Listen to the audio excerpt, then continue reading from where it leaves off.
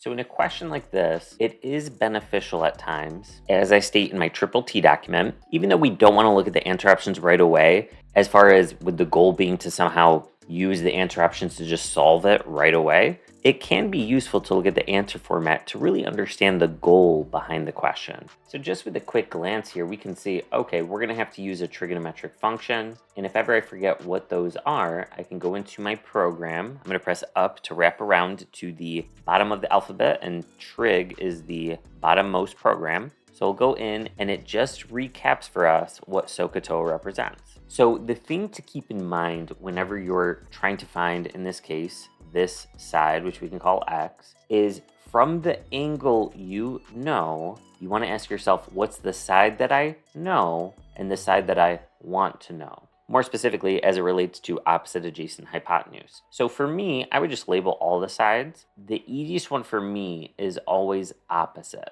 And then hypotenuse is the one that's not touching the right angle symbol or is across from the right angle symbol, whichever way you want to say it. And so by default, this one must be adjacent. So the adjacent is the side that I know, and the hypotenuse is the one I want to know. In other words, I have A and H as the two key sides here. In which trigonometric function relates those two as a ratio? Well, it's adjacent and hypotenuse, which is cosine. So I'm going to say cosine 1.2 is adjacent over hypotenuse. Now this setup is the one that tends to throw students off. So I would always recommend putting this side over 1 as well. That way I clearly see I can cross multiply. So I have x times cosine 1.2 equals 5. And if my goal is to get x by itself, I'm going to divide both sides by cosine 1.2. Obviously at this point, I don't want to put it in my calculator because I can see that all the options are just set up with a ratio, including a trigonometric function. And my option matches